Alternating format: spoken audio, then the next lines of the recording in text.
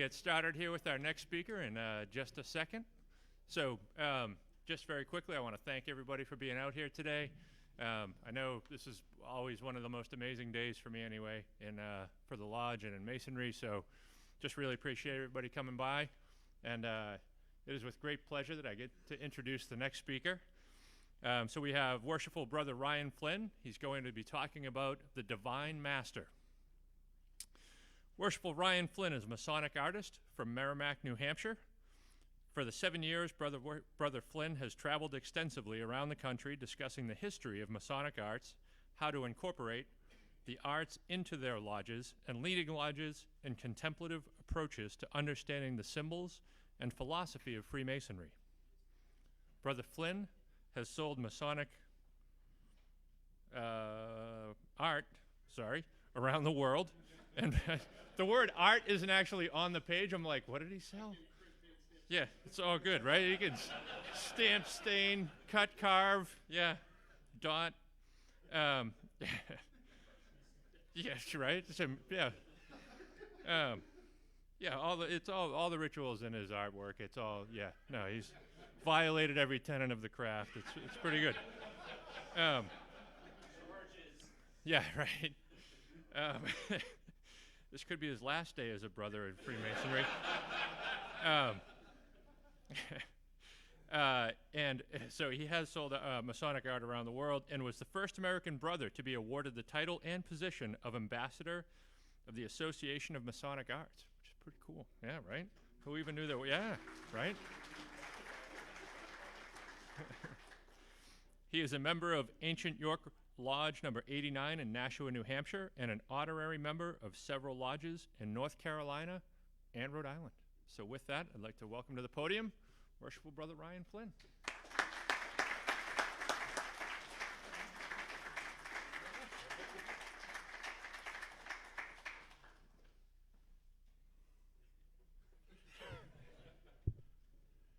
Short guy.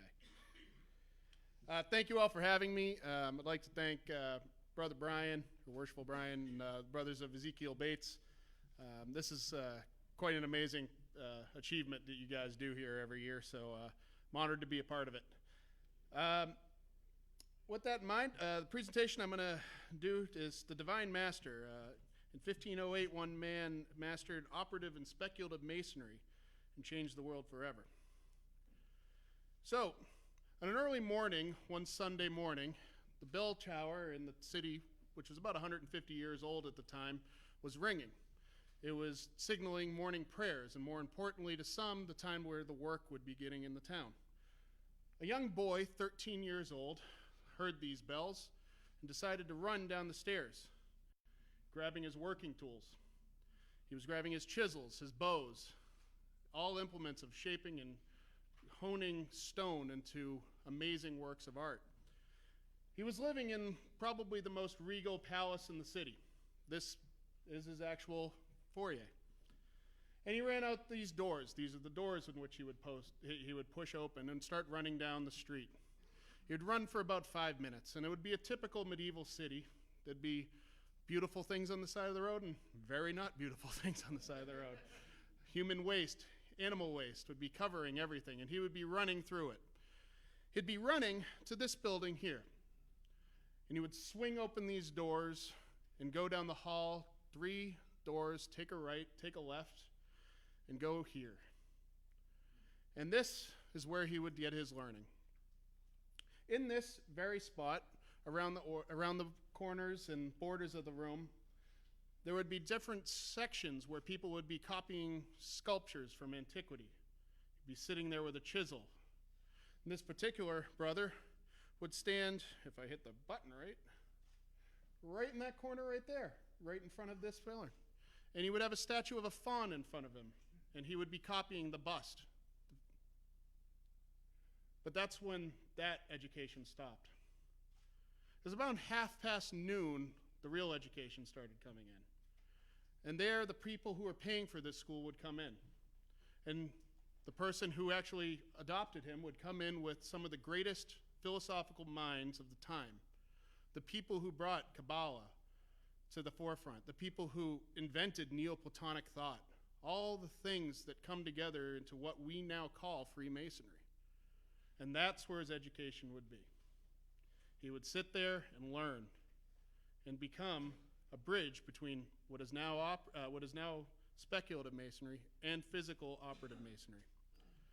Fast forward 14 years. This young boy is now a middle-aged man, and he's standing in a perfect representation of King Solomon's temple, built to the exact specifications that are outlined in 1 Kings. He's sitting in there with a daunting task. He's been charged to decorate it. And instead of doing what the person who is hiring him to do that would prefer him to decorate, which would be a giant Christian scene, he paints an absolute love letter to Neoplatonic and Kabbalic thought. Not one Christian figure he will paint. Now, fast forward another 40 years. An old man is now the head architect and master mason of the most ambitious building project seen since antiquity. He is there to put in sacred geometry and different philosophical aspects into the design itself. He is truly a master mason. So who is this guy? Some of you have probably kind of guessed already because he's sitting in our master's chair right now. But this man is none other than Michelangelo Buonarroti de Simone, or as we like to call him, Michelangelo. And I am here to prove to you that he was a Freemason. I know that's daunting, and there's some coughs of BS from the back, as there should be. But I want to look at this. I want to look at this from a different point of view, not one that you would judge at first look. So, how are we going to do that? Well, first of all, let me introduce you to him. Michelangelo de Ludovico Buonarroti Simone. That's basically saying, I'm Michelangelo, my dad was Ludovico, and my last name is Buonarroti Simone. Michelangelo was born in 1475, he died in 1564, and the entire term Renaissance is based off of this man's life. When he died, the Renaissance ended. So, in order to determine if Michelangelo was a Freemason, we have four things that we have to look at in an academic way. One, who was he? Who was Michelangelo? Second, what are the esoteric sources of Masonic philosophy? What makes up what we call Freemasonry today? Thirdly, and most importantly, was these sources actually available to Michelangelo at the time? This is one of the big problems that we have with art history in the post-Da Vinci Code era, where we like to say that people know certain things and artists had access to these unbelievable symbols that they would put in, like Mary Magdalene's in the back, because obviously it's Mary Magdalene. We have to actually know that they could possibly understand and have access to this kind of knowledge at the time to make that commitment. I can't say Michelangelo put a Chevy symbol in the Sistine Chapel, right? Doesn't make a lot of sense. I know that's over-exaggerated, but that's the concept that we have to do. And finally, we need to prove that Michelangelo actually learned these secrets, knew them, and provided direct evidence to us that he knew them. There we go. I can do this in 30 minutes, right? So, first off, who was Michelangelo? As I said, he was born in 1475 in Caprice. It's now known as Caprice Michelangelo because he got kind of famous. And if you've ever been to Italy, they love their tourists, so that's why they changed the name. His father, Lodovico, was part of the Buonarroti family, and if you look back at the history of their family, it's actually very odd. Back in the Renaissance and Middle Ages, most people followed a direct career path of their fathers. If you were a banker, your son was a banker. If you were a stonemason, your son was a stonemason. The Buonarroti family is really weird. They just couldn't make up their mind. There's people in it who were bankers, they're wool merchants, there's a couple of random monks that came in who supposedly had kids, so that worked out well for them. And it came down to his grandfather actually made a successful run at being a banker and turned into a magistrate. His father, on the other hand, only really accomplished one good thing in his life, and that was having a son named Michelangelo. His father was very bad at money management and kind of didn't do much to Michelangelo in his life other than asking for a lot, and I mean a lot of money.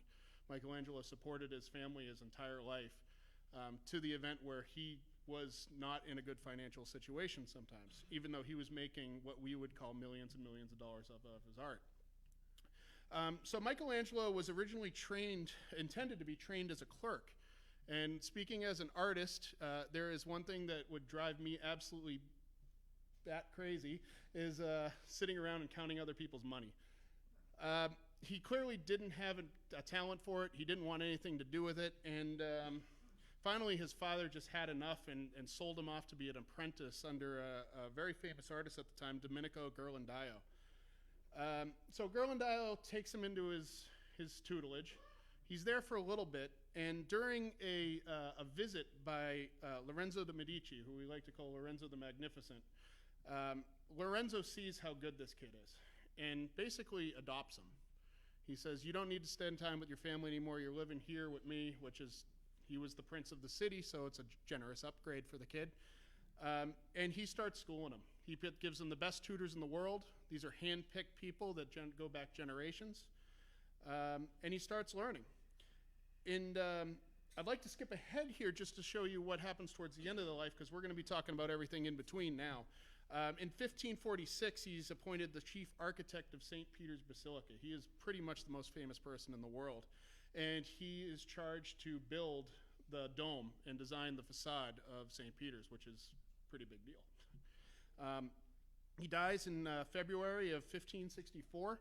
And he dies in Rome, and because Florence is so in love with him, they actually steal his body, hide him in a cart, and bring him back to Florence, and have another burial for him about a month later. So he is now buried in Florence.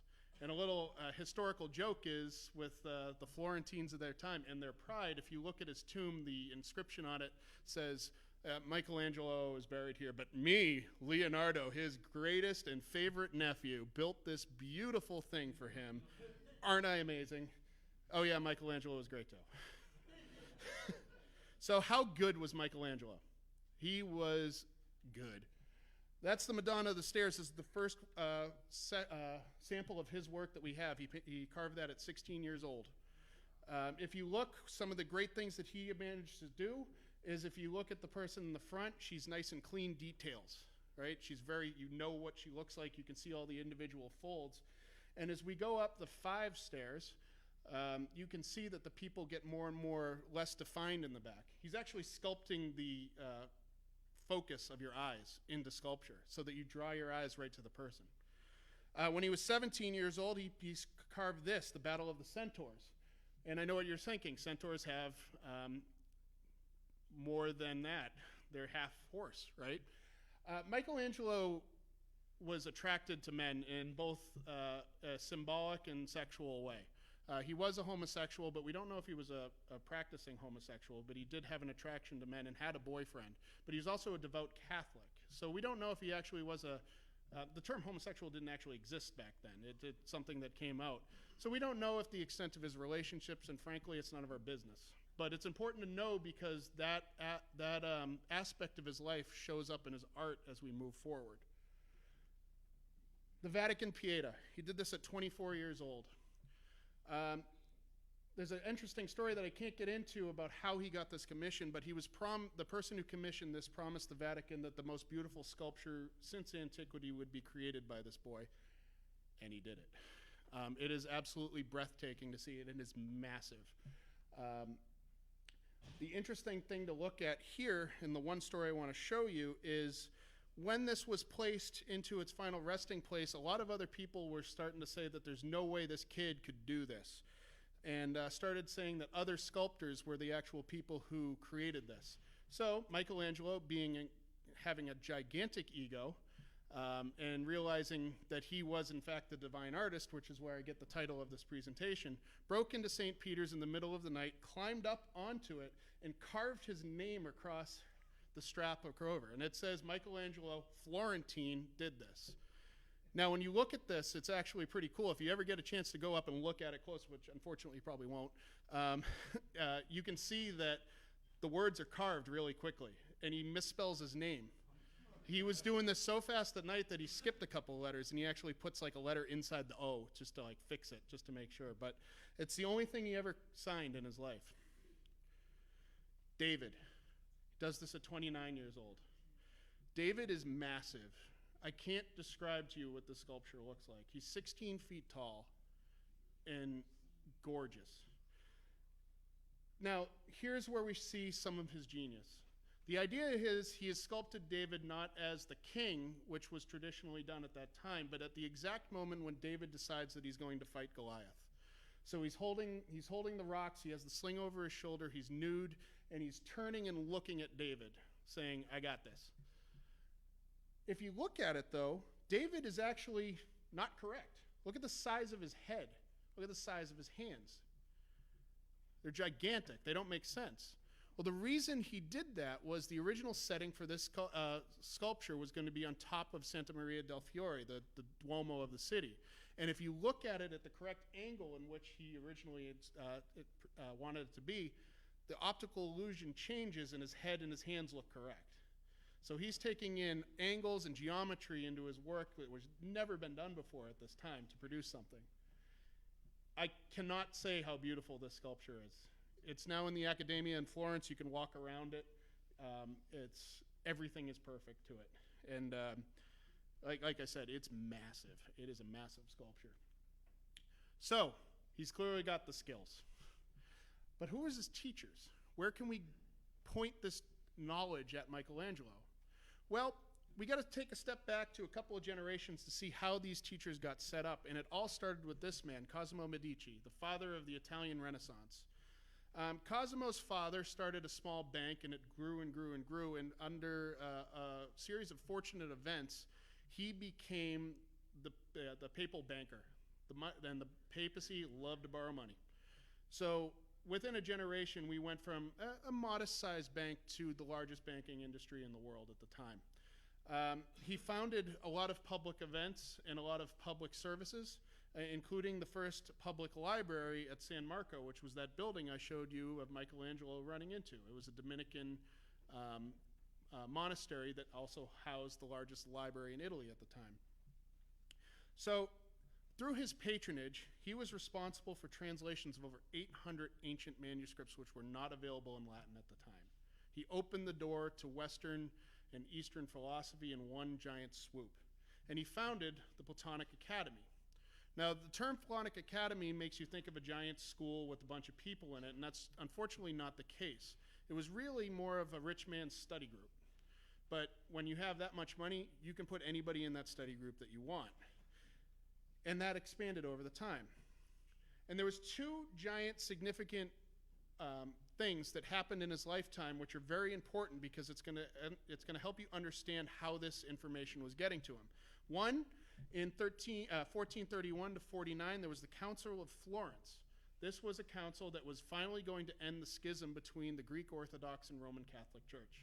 It took, 18 years and obviously was highly successful.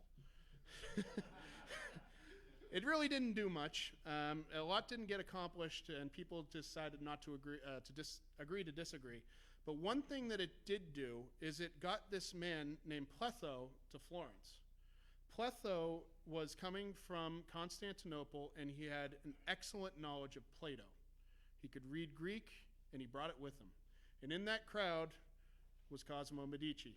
And Plato is revolutionary when it comes to philosophy when you're only dealing with Aristotle at the time. So this guy comes in, the richest guy in the city, hears what he wants to, likes what he hears, and decides that I'm going to make sure that's available to my buddies.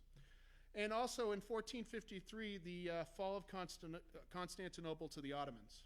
When that happened, there was a large group of people trying to escape. They didn't know what was going to happen, and when they did that, they took the documents from Constantinople with them.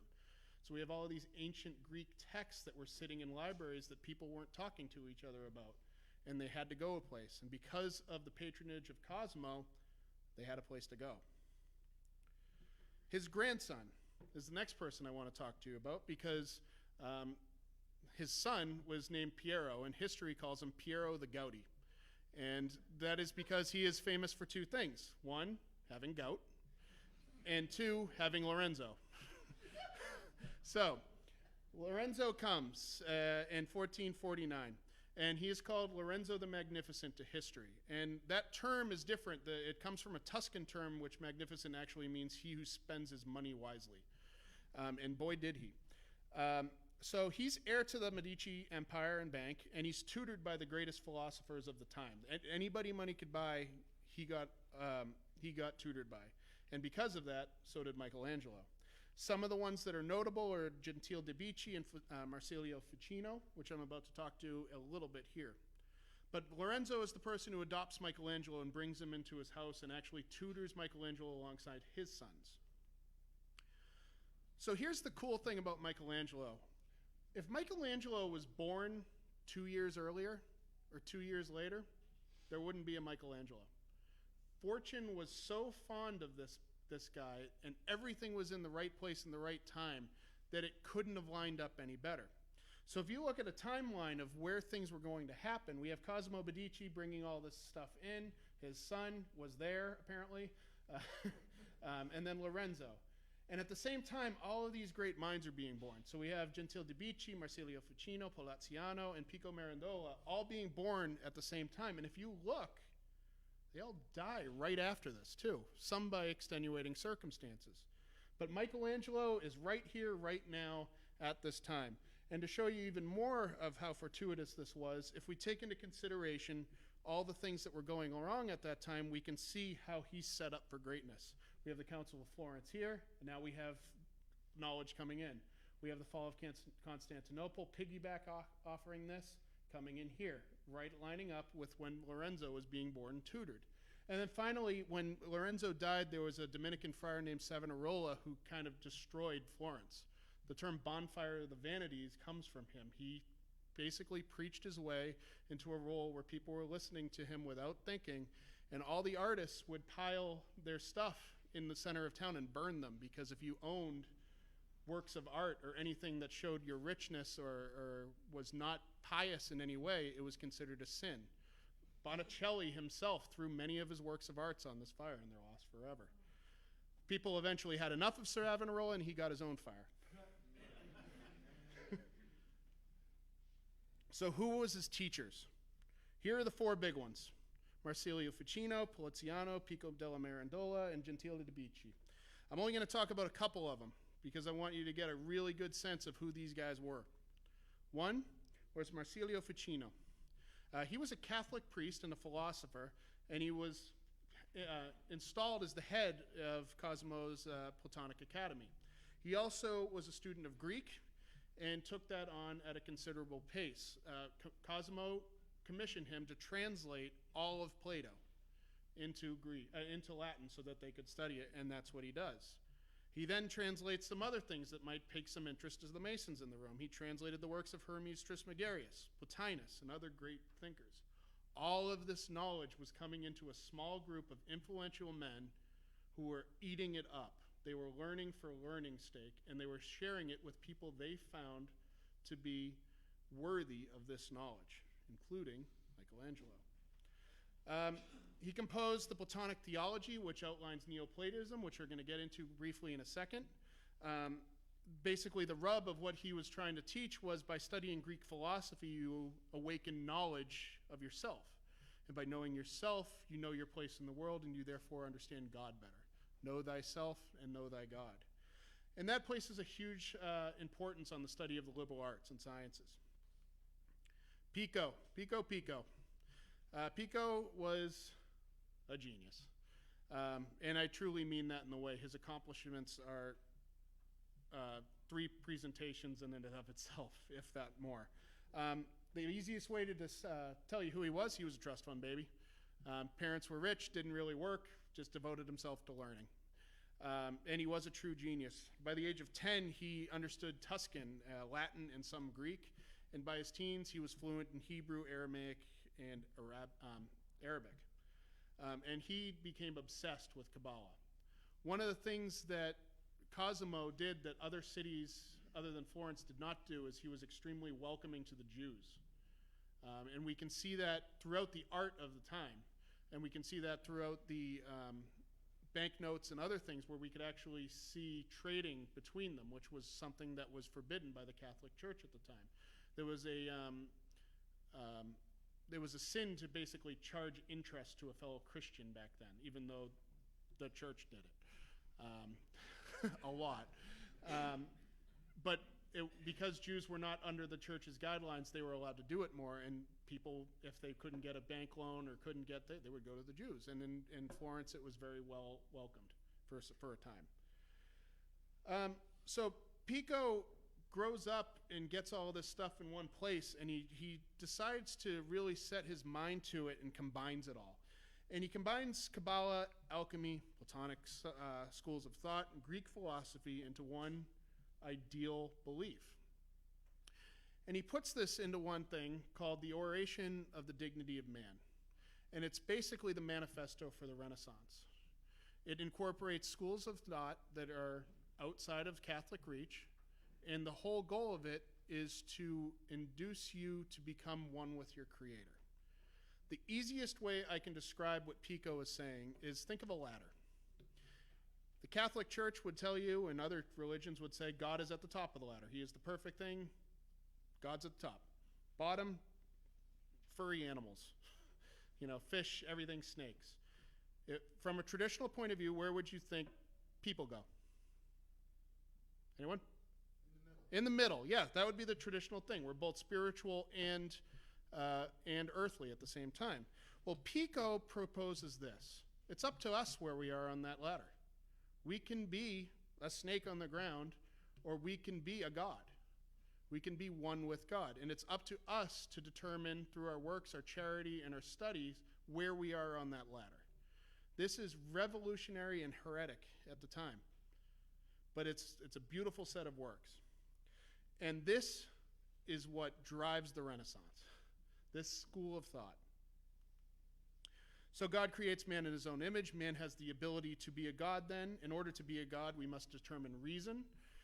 We develop reason by studying the liberal arts and sciences and creating an alchemical transformation of our soul to the imperfect to the perfect.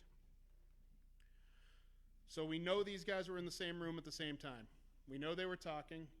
Do we know that they talked to Michelangelo?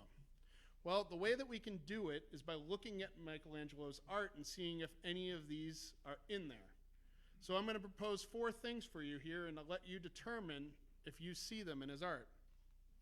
So first, the esoteric sources of masonry. Let's go over them one more time. Alchemy. We talk about alchemy in our lessons a lot. Spiritual in nature, the transformation of the soul, a spiritual change from lead to gold. We talk about this in our ritual. And he learns this by Ficino, by the way. The ashlars. That is a representation of an alchemical transformation of ourselves. We go from the imperfect stone to hopefully the perfect stone at some point. Well, Michelangelo was also a poet, and he has this line that sticks out for me, and I know there's someone in this room who loves this line too. Tell me if this sounds eerily familiar to this concept. Well, every block of stone has a statue in it, inside it, and the task of the sculptor, myself, is to discover it. I saw an angel of the marble, and I carved it until I set him free.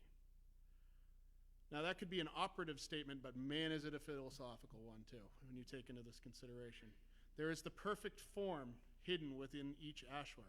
Does it have to be a block that gets put into side of a building? Or can it be a wonderful work of art in and of itself, original and undaunting? By the way, that is a nice little sculpture he did at 19.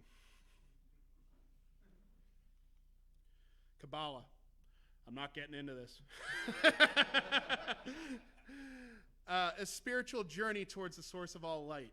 There's references of pillars and columns in our ritual, and theological opposites. We talk about as above, so below. That's a concept that transcribes many different things, including Kabbalah and alchemy. Basically, it's based off of Jewish teachings that go back pretty far. So we need to find evidence in Michelangelo's art that he's refusing Catholic and Christian dogma and putting in pure Jewish thought into his buildings. He learns this by Pico, and he puts it here. This is the Expulsion of Paradise. This is part of the Sistine Chapel, which he painted from, or frescoed, from 1508 to 1512, the date that I put in this. And let's look at this. What is the, traditionally, what's the fruit of the tree? Where's the apple? Yeah, that's right. It's a fig tree. So there's this wonderful story in the Midrash that goes into the original sin. And there's three aspects of this that point out that he was referencing this Jewish knowledge and not traditional Christian theology. One, it's a fig tree. Eve is getting handed the fig by the serpent, and she is about to eat. The reason it is taught to be a fig leaf is it's a lesson in and of itself. They eat from a fig tree, and they see that they are naked. And when they discover they are naked, what do they use to cover themselves? The fig leaf. The lesson is that in every problem that God presents to you, there is an equal answer to that problem hidden within the problem itself. God will never throw something at you you can't handle. You just have to discover how to handle it, and it's usually right in front of your face. I think we all can agree that looking back in our lives. So now we have something that is blatantly not Catholic in the holiest room in Catholicism at that time. Secondly, in the Midrash, it is taught that Eve does not take the apple on purpose.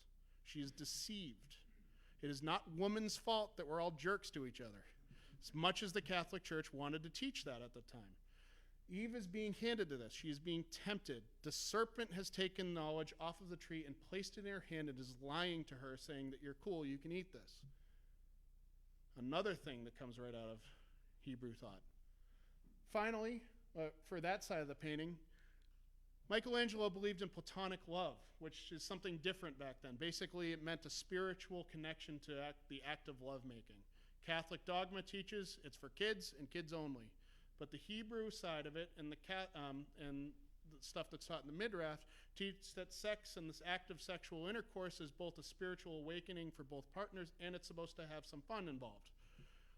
Eve is in a very tempting position in this painting. There is no way you can take that any other way. And the church knew that because they forbid reproductions of this cell of the Sistine Chapel until the late 19th century. You weren't allowed to show it. Finally, that duality that I'm telling you about, this whole balance of life that Kabbalah helps you try to achieve and understand, look at the serpent. We have the serpent coiling around the tree and going over here, but if you actually follow the coils, it goes to the angel. We have this dualism, again, placed in the middle of the painting. So now, when you looked at this first, you saw Eve getting thrown out of the garden. All her fault. Now look at it. It's a love letter. It's a love letter to Jewish schools of thought, which fall under Midrash and Kabbalah. Secondly, again, with Kabbalah, there is a balance between the feminine and the masculine, and they are equal. According to the Catholic tradition at that time, and some that people still adhere to today, God said, give me a rib, I want to make a lady for you, thanks, appreciate it. Paraphrasing. In Jewish tradition, she's taken from the side. She's equal. She's equally as part of God as the man. And here we have Eve coming out of the side of Adam. Note there's no incision. Adam just lies sleeping while femininity comes out of nowhere. So again, two blatant things in the holiest room in the Vatican saying, no, this is the right way. So we knew Kabbalah. Neoplatonism. So Neoplatonism, as I talked before, the way it works in the Freemasonry is we talk about the liberal arts and sciences, self-discovery through betterment and understanding of God and yourself. He learned this from Ficino and Poliziano. Both people had writings in this. So an important aspect to think of when you get this is this idea of the one. So the source of all light is above God. It's the source of everything in there. And out of the source comes the nous, the intellect, which contains God himself. And because of that, it derives the soul, and because of that, it derives matter. It's kind of like a hierarchy of the existence of mankind. Well, Michelangelo outlines that, and every person in this room has seen this image, but you've never thought about it this way. In the 1990s, two brain surgeons were going into the Sistine Chapel, and they looked up and they said, holy crap, that is a map of a human brain. They actually superimposed images over it and found that the robes that were coming out of here were actually lining up with vessels and the spinal cord It is a literal map of the brain, of the intellect, sitting in front of all of us. Now, I've had this discussion, and this is where we have to remember what they knew at the time before we make any assumptions. We can't say that, oh, that hand lines up with that gland because that gland does this. They didn't know how that worked. They just knew knowledge came from up there. But look at the overall shape. You have your hemisphere. You have it in the middle, the knowledge, the source of light. Inside that knowledge emanates God, the nous. Around him, the souls, which he is about to put on heaven. Here we have Eve waiting to be created under his arm. And he is now taking that soul and passing it to the firmament through Adam here. The idea that it supposedly started this is people didn't really understand when you got a shock when you touch people through static electricity. So some interpretations of this is you're about to get that shock. He's about to zap it into him. And Adam waits there to receive it. So again, the layman's terms look at this and say, yeah, he's making Adam. To us, now we see something different. And finally, Christian theology. We do use this in our lodges. We have the 4 cardinal virtues. The Bible is used specifically in our lodges, and the 3 theological virtues. So, we need to prove that Michelangelo was a Christian. And he understood this too. And we get that from Debici, who was one of his tutors and was also a priest. And we're not going to look at his art to prove this part of it. We're going to look at something else that he's actually quite famous for, just not typically in America. He was a wonderful poet. And he wrote love letters and poets and sonnets. And this is one of the ones that I want to use just as an example of his devotion to Christ and the Christian ideals.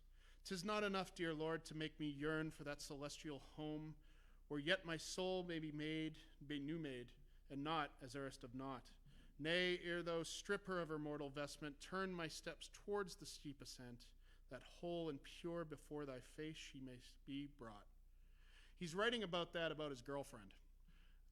He met a poet named Vittoria Colonna towards the end of his life, and she got together with him and created something called the Spirituale, which was a secret organization that goal was to bring spirituality back into a flawed Catholic Church. When Vittoria died, he was heartbroken, and he wrote many sonnets in honor of her, asking her to be reconnected with God as he comes up. And here we have blatant evidence that what God meant to him.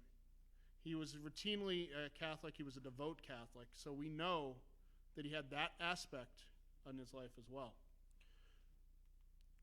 So now we have 4 sources of knowledge, which would become Freemasonry at that time. An interesting way to think of Freemasonry is the bucket that holds knowledge.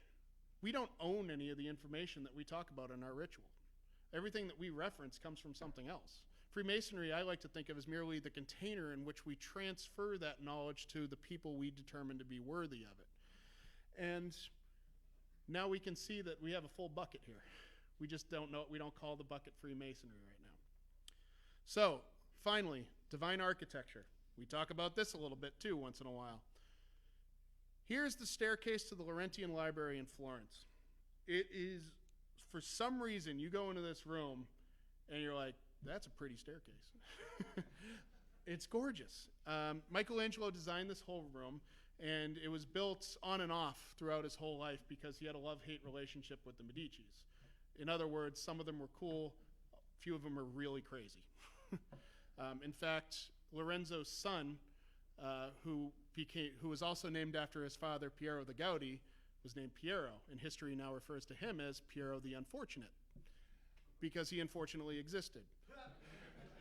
Piero most likely had 2 of the members of the people that we were just talking about poisoned and killed, Pico Mirandola and his lover, because he didn't adhere to the strict Catholicism that Piero was trying to bring to life. So here we have a staircase that is built in San Lorenzo, which is where the Medicis are buried. There's a huge library in there, and this is the staircase that if you were going to go up here, you would go into this giant reading room where you could go in. It's beautiful. Here's the interesting thing. So he starts using things like phi, the golden ratio. squares, triangles everywhere. He uses geometry to determine all of this. And for our Masonic friends in the room, if you take a look, let's count the stairs. 3, 5, and 7. Now, am I suggesting that 3, 5, and 7 means the exact same that it means in our ritual at this time? No, but it's a nice little tie.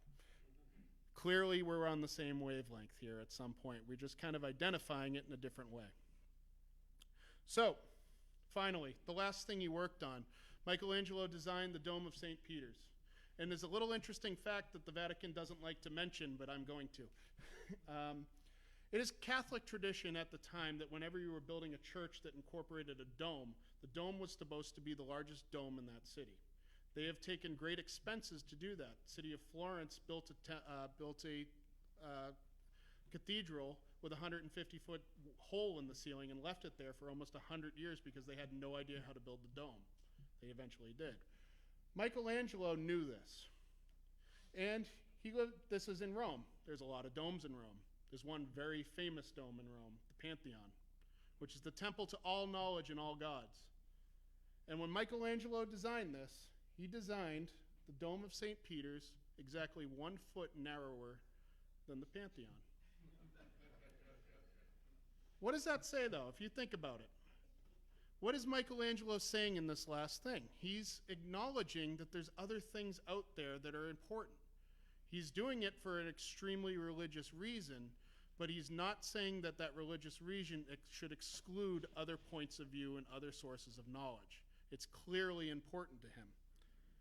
So, I proposed a lot of evidence here, and now we have the final question.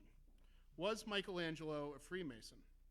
And this actually provokes a very interesting topic of discussion, which I invite you to bring back to your lodges. Did Michelangelo sit on or kneel at an altar and take the oath of a Freemasonry? Most likely not. And what makes a Freemason? His oath and obligation. So when we say that, what does that mean? If it means a Mason is a guy who kneeled at an altar and said a few words in front of his brothers, then Michelangelo was not a Freemason.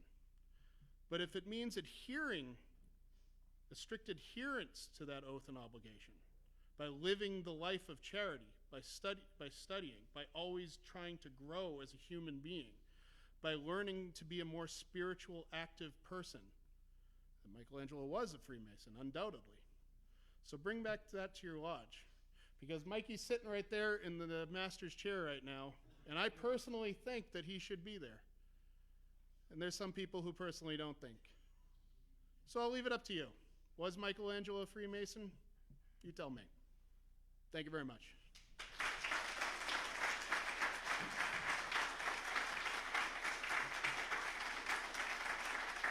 Thank you.